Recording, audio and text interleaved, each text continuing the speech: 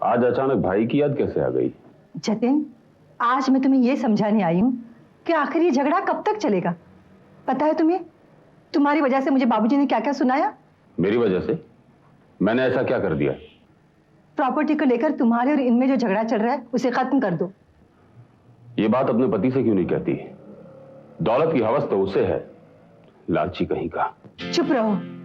जब से बाबूजी चले गए हैं तब से तुम बदतमीज हो गए हो। किस बात का घमंड है तुम्हें? ये बात भी जाकर अपने पति से पूछो कि उसे किस बात का घमंड है। क्या समझता है वो? सोचता है मेरे पीछे गुंडे लगा देगा तो मैं डर जाऊंगा। मैं डरने वालों में से नहीं हूं। देखता हूं क्या बिगाड़ लेगा वो मेरा। वो तो झगड़ा खत्म करने के लिए राजी हो गए हैं। मैं तुम्हें समझाने आई थी और तुम अपनी कहे जा रहे हो। वो प्रॉपर्टी ले या ना ले, लेकिन मैं तुम्हें कहती हूँ कि मैं वो प्रॉपर्टी हासिल करके ही रहूंगी।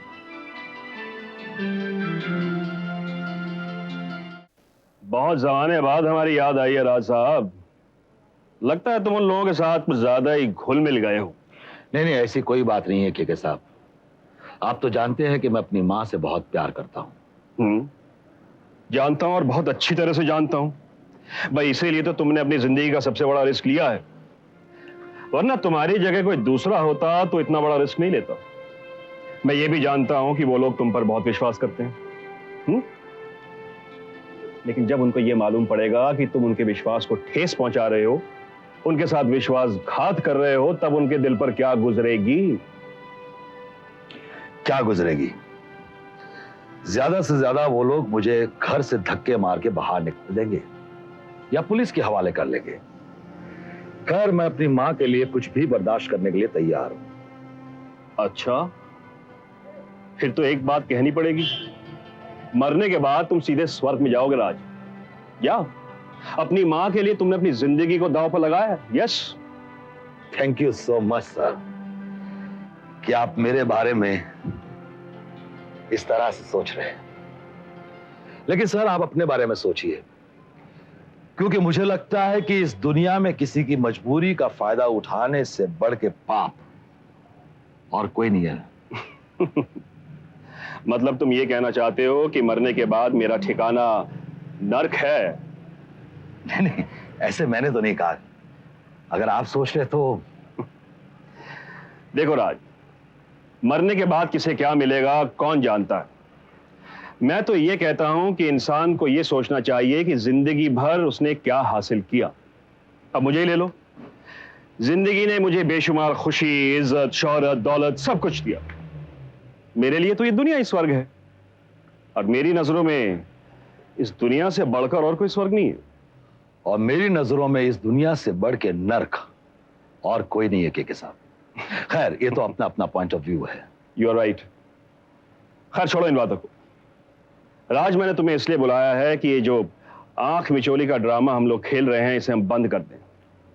इतने दिनों से तुम उन लोगों को आपस में लड़वाने में लगे हो। मुझे मेरा बेटा दिलाने के लिए नई नई चालें चलते हो, लेकिन आज तक एक भी चाल तुम्हारी कामयाब नहीं हुई है। और मुझे ऐसी कोई उम्मीद भी नजर नहीं आती कि मुझे मेरा बेटा वापस मिलेगा भी या नहीं।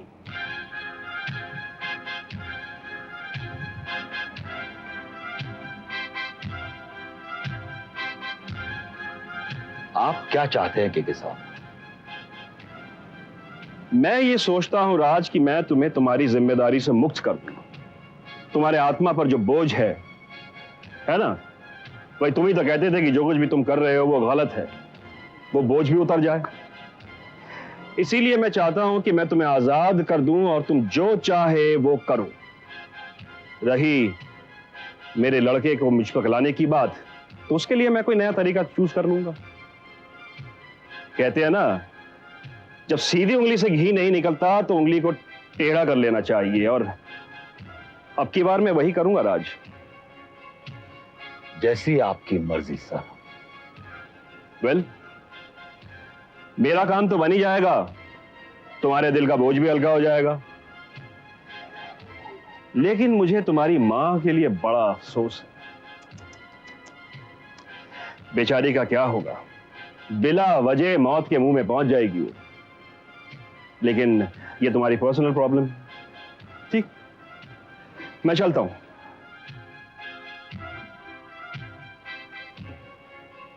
वैसे राज, मैंने तुम्हें जो कुछ भी कहा उसका इशारा तो तुम समझ गए होगे। मेरे घर का फोन और मेरे घर के दरवाजे 24 घंटे खुले हैं। कभी भी अगर तुम्हें ऐसा लगता है कि तुम्हें कोई नई तरकीब सूझी है, कोई नया प्लान तुम्हारे दिमाग में आया है, तो you know what to do.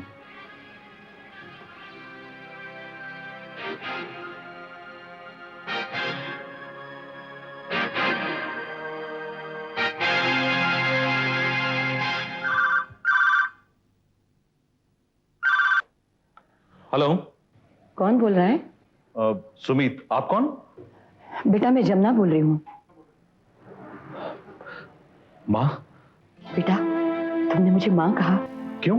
आप हमारी माँ नहीं है? लेकिन मैं वो बदनसीब माँ हूँ जो ना बेटे पे अपनी ममता निछावर कर सकती है और ना उसे अपना बेटा कह सकती।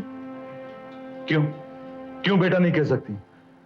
जब तक हमें यह नहीं पता था कि आप हमारी माँ हैं, तब तक मजबूरी थी। लेकिन आज जब हमें पता चल चुका है कि आप हमारी माँ हैं, हम सारी दुनिया के सामने ये कह सकते हैं कि जमुना हमारी माँ है। भगवान का लाख लाख शुक्र है बेटा कि तुम लोगों की नजर में मेरी इतनी इज्जत है। मैं तो समझ रही थी कि दादी माँ की बात सुन के तुम लोग भी मुझसे नफरत करने लगे हो। दादी माँ तो कहती रहती हैं, अब तो उनकी बातें सुनने की आदत सी पड़ गई है। बेटे तुम लोगों के दिमाग में भी दादी माँ ने ये बात डाल दी होगी कि मैं चरित्रहीन हूँ। माँ, गंगा के बारे में तो आप जानती हैं, लाखों लोग अपनी गंदगी उसमें डालते हैं, अपने पाप धोते हैं, लेकिन गंगा फिर भी पवित्र है। और लोगों के कहने से क्या होता है? हम तो जानते हैं कि आप क्या हैं। बेटे पता है मैं फोन करने के लिए डर रही थी, लेकिन मेरा दिल नहीं माना, इसलिए मैंने फोन किया। आप फोन की बात कर रही हैं, मैं तो चाहता हूं कि आप यहां आ जाएं। नहीं बेटा ये मुमकिन नहीं है। क्यों? बेटे जब तक तुम्हारी दादी माँ के दिल से गलतफहमी दूर नहीं हो जाती, मैं उस घर में कदम भी नहीं रख सकती। ठीक है माँ, दादी माँ की गलतफहमी हम लोग दूर करेंगे। और देखना, दादी माँ आपको बुलाने जरूर आएंगी। ये सपना है बेटा, सपने कभी पूरे नहीं होते। ये सपना मैं पूरा करूंगा माँ। इंसान अगर अपने इरादों को मजबूत कर ले तो दुनिया में ऐसी कोई चीज नहीं है जो नामुमकिन है। आप मेरे फोन का इंतजार कीजिएगा, मैं आपको फोन करके खुशखबरी जरूर दूंगा। नमस्ते भैया, मुझे आपसे कुछ कहना है। मैंने जो भी डिसीजन ली है, क्या आप मेरा साथ देंगे? अगर तुम्हारा डिसीजन जायज होगा तो जरूर साथ दूंगा। मेरी नजरों में वो जायज है। तो समझ लो मैं साथ दूंगा। भैया, आपने कभी ये सोचा है कि हमें मां के लिए कोई फैसला करना चाहिए? मां के लिए हम क्या फैसला कर सकते हैं? आज मां का फोन आया था, मैंने उनसे बात की है। वो अपने बेटों का प्यार पाने के लिए बेताब हैं। दादी मां ने उन्हें इतनी बातें सुना दी, उसके बावजूद भी उन्होंने आज फोन किया सिर्फ अपने बेटों से बात करने के लिए। और मैंने उनसे वादा कर दिया भैया कि उन्हें अपने बेटों का प्यार जरूर मिलेगा। पर ये कैसे मुमकिन हो सकता है? तुम ही बताओ। दादी माँ के गुस्से उसे तो तुम जानते हो। उनके फैसले के खिलाफ गए तो समझ सकते हो ना वो क्या कर सकती। लेकिन भैया, दादी माँ के डर से हम अपनी माँ से दूर हो जाएं? आज हमारी माँ है, वो हम पर अपना प्यार न्यौछावर करने के लिए तैयार है, तो क्या हम उनसे अलग हो जाएं? तुम ठीक कह रहे हो, लेकिन तुम ही बताओ क्या करें? हम अपनी माँ को माँ नहीं कह सकते क्योंकि दादी माँ ने मना किया है। दादी माँ को ही तो मनाना है, लेकिन उसके लिए हमें बाबूजी को मनाना पड़ेगा।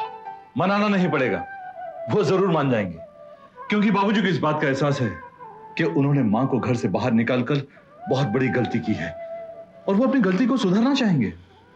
अगर बाबूजी मान जाते हैं तो फिर तो कोई मुश्किल ही नहीं है। लेकिन सुमित, अगर उन्होंने मानने से इनकार कर दिया तो? लेकिन वो इनकार करेंगे क्यों भैया? क्योंकि उनके दिल में दादी माँ का डर है। दुनिया में वो सबसे ज्यादा प्यार दादी माँ से करते हैं। वो किसी भी सूरत में दादी माँ को दुखी नहीं देखना चाहते। भैया, माना कि दादी माँ को बहुत दुख होगा, लेकिन धीरे धीरे वो भी एडजस्ट कर लेंगे। सुमित, तुम खामखा मुसीबत मोल लेते हो। तुम भला करने निकले हो, कहीं बुरा ना हो जाए। भैया, क्या आपके दिल में मां के लिए जगह नहीं है? ऐसी बात नहीं है, लेकिन मैं प्यार और जज्बात में बहकर सच्चाई को नहीं भूल सकता हूं। और सच्चाई यह है कि इस घर में दादी मां का हुक्म चलता है। जो उनके खिलाफ जाता है सिर्फ दादी मां ही नहीं, घर के सारे लोग उसके खिलाफ हो जाते हैं। अगर सारे लोग हमारा साथ देने के लिए राजी हो जाएं तो? सबके राजी होने से क्या होता है? बाबूजी को राजी होना चाहिए। उन्हें हम राजी कर लेंगे। ये मेरे बस की बात नहीं है। तुम बात करके देखो। तुम सबसे छोटे हो, तुम्हें वो कुछ नहीं कहेंगे, मुझे 100 बातें सुना देंगे और कहेंगे बेवकूफों जैसी बातें कर रहा, बड़ा हो गए। सारा इल्जाम मुझ पे आ जाएगा। भैया, आप नेगेटिव बात क्यों सोचते हैं? इसलिए कि बाबूजी दादी मां के फैसले के खिलाफ जा ही नहीं सकते हैं। दादी मां के हर फैसले के खिलाफ वो सर झुका देते हैं, चाहे वो फैसला गलत हो या सही हो। अगर उन्हें दादी मां के फैसले के खिलाफ जाना था ना, तो उस वक्त मां का साथ देते हैं, जब दादी मां ने मां को बेइज्जत करके घर से निकाला था। लेकिन भैया, इन बातों को बरसों बीत गए हैं। यहां तो पल में इंसान सब कुछ भूल जाता है। ठीक है, अगर तुम्हें लगता है कि बाबूजी मान जाएंगे तो तुम जाकर मनाओ, कोशिश करके देखो। ठीक है, मैं बाबूजी को जाकर मनाता हूं। वो मेरी बात को नहीं ठुकराएंगे।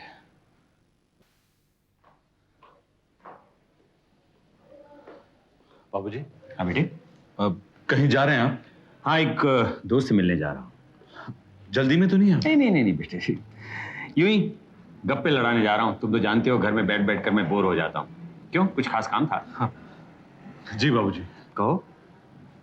बाबूजी, मैं जानता हूं कि जो बात मैं आपसे करने जा रहा हूं वो मुझे नहीं करनी चाहिए, क्योंकि मैं आपका बेटा नहीं हूं। ये तुम कैसी बातें कर रहे हो? सच कह रहा हूं बाबूजी, क्योंकि मैं जानता हूं कि अगर आपको मेरी बात बुरी लगी तो हो सकता है कि पहला सवाल आप मुझसे ये करें कि मैं आपका बेटा नहीं हूं, तो मुझे इतनी फिक्र क्यों है? चुप रहो। मैंने कभी भी तुमसे इस तरह की बातें की हैं? कभी मैंने तुम्हें यह एहसास दिलाया है कि तुम मेरे बेटे नहीं हो? बाबूजी, ये तो मेरी खुशकिस्मती है और आपका प्यार है, फिर भी मेरे दिल में एक डर है, इसीलिए मैंने कह दिया। लेकिन बेटे, ऐसी कौन सी बात है जिसके लिए मैं तुम्हें यह एहसास दिलाऊं कि तुम मेरे बेटे नहीं हो? बाबूजी, सुबह मां का फोन आया था। मैं आपकी पत्नी जमुना की बात कर रहा हूं। क्या कह रही थी वो? बाबूजी, उनकी बात सुनकर ऐसा लगा कि वो चाहती हैं कि दादी मां उन्हें माफ कर दें और आपके दिल में जो गलतफहमी है वो दूर हो जाए। मेरी गलतफहमी तो दूर हो जाएगी बेटे, लेकिन तुम्हारी दादी मां नहीं मानेगी। वो तो जमुना को अपनी बहू मानने के लिए तैयार ही नहीं। बाबूजी, अगर आप मान जाएं तो बहुत कुछ हो सकता है। मेरे चाहने न चाहने की बात छोड़ो, ये कहो तुम्हें क्या चाहिए? बस यही कि मां बेटों को मिलने की इजाजत हो। नहीं सुमित बेटे, दादी मां नहीं मानेंगी। दादी मां को तो हम मना लेंगे, पहले आप तो मान जाइए। मेरी समझ में नहीं आता कि तुम चाहते क्या हो। देखो सुमित बेटे, बात को घुमाओ मत, जो कुछ भी कहना है साफ साफ कहो। बाबूजी, मैं चाहता हूं कि मां को यहां आने की इजाजत दे दीजिए, ताकि वो अपने बेटों से मिल सके और बेटे अपनी मां से। सुमित बेटे, ये जरूरी नहीं है कि जमुना के यहां आने से ही मां बेटों का प्यार का पता चलेगा। बेटे भी तो उससे मिलने जा सकते हैं। मगर बाबूजी, इसके लिए भी तो इजाजत की जरूरत है। मेरी तरफ से इजाजत है, लेकिन मैं तुम्हारी दादी मां की गारंटी नहीं ले सकता। बाबूजी, सिर्फ बेटे अपनी मां से मिलेंगे, आप अपनी पत्नी से नहीं मिलेंगे। नहीं सुमित बेटे, वैसे भी जमुना के साथ मैंने कौन सा अच्छा बर्ताव किया है कि मैं उससे मिलूं? अगर मिला भी तो शर्मिंदा होने के अलावा मेरे पास और कुछ नहीं है। और अब मिलकर भी क्या होगा? अब वो मेरी पत्नी नहीं, आलोक की पत्नी है। कम से कम मां को दिली खुशी तो मिलेगी कि आपके दिल की गलतफहमी दूर हो गई है। मुझे ताज्जुब इस बात का होता है कि तुमने जमुना के कोख से जन्म नहीं लिया, फिर भी तुम्हें उसकी बहुत फिक्र है, जबकि ये काम राजेश और अरुण को करना चाहिए था। क्यों बाबूजी, क्या कोख से जन्म लेने वाला ही बेटा कहलाता है? क्या सारा फर्ज उसका ही बनता है? नहीं, मेरा फर्ज तो अरुण भैया और राजेश भैया से बढ़कर बनता है। मैंने तुम्हें कभी गैर नहीं समझा बेटे। तो फिर बाबूजी, आपने ये कैसे कह दिया कि मैंने जमुना की कोख से जन्म नहीं लिया है तो मुझे उनकी ज्यादा चिंता है, और अरुण भैया और राजेश भैया को चिंता नहीं है। उन्हें भी चिंता है, लेकिन वो आपसे बात करने से डरते हैं, इसीलिए मैं बात करने चला आया। और मुझे पूरी उम्मीद है बाबूजी कि आप मुझे नाउम्मीद नहीं करेंगे। मैं जो भी आपसे कहना चाहता हूं आप हमारा साथ देंगे। हाँ बेटे, इतना सारा कहने के बावजूद भी अगर मैंने तुम्हारा साथ नहीं दिया तो मुझे शर्म से डूब मरना चाहिए।